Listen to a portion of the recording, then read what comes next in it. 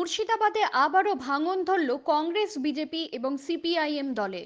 রবিবার মুর্শিদাবাদের সাদিকপুর অঞ্চলের কংগ্রেস, বিজেপি এবং সিপিআইএম থেকে প্রায় 200 জন কর্মী সমর্থক তৃণমূল কংগ্রেসে যোগদান করলেন। উপস্থিত ছিলেন সুতি বিধানসভার চেয়ারম্যান তথা প্রাক্তন বিধায়ক ইমানি বিশ্বাস মহাশয় সহ তৃণমূলের অন্যান্য নেতৃত্বগণ এবং কর্মীরা। মুখ্যমন্ত্রী মমতা বন্দ্যোপাধ্যায়ের উন্নয়নমূলক কাজে সামিল হতেই তাদের এই দলে যোগদান। সুতি থেকে সনিরুল শেখের রিপোর্ট, জেএস নিউজ। বুথ সভাপতি এবং আমার সামনে যারা আজকে তৃণমূল কংগ্রেসের মমতা বন্দ্যোপাধ্যায়ের উন্নয়নকে দেখে আজকে জয়েন করলেন, সেই সমস্ত তৃণমূল কংগ্রেসের কর্মী বিন্দু মা ও বোনেরা এবং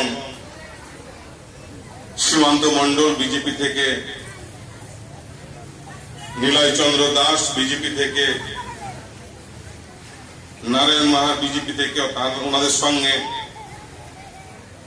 সমস্ত যারা আজকে জয়েনিং করলেন তাদেরকে আমার সালাম ও নমস্কার জানিয়ে আমার বক্তব্য শুরু করছি। খুব সংক্ষেপে শেষ করব, কারণ আপনারা ভালো করে জানেন আগামী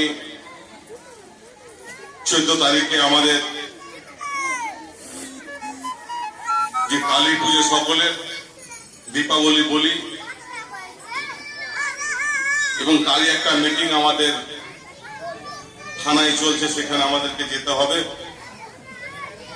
এবং দীপাবলির তৃতীয় শুভেচ্ছা অ্যাডভান্স সকলকে জানিয়ে যে আজকে যারা সাদিকপুর গ্রাম অর্থাৎ সাদিকপুর অঞ্চলে আজকে তৃণমূল কংগ্রেসে যোগদান করলেন বিজেপি এবং সিপিএম ছেড়ে, নিশ্চয় আপনারা জানেন যে অপদার্থ বিজেপি গভর্নমেন্ট যেভাবে সারা ভারতবর্ষ ব্যাপী বিজেপি রাজ্যগুলোতে, আমার মা বোনরা সামনে বসে আছেন, নিশ্চয় আপনার টিভিতে, ফেসবুকে এবং নিউজে হয়তো দেখেছেন দলিত পরিবার অর্থাৎ গরিব মানুষদের প্রতি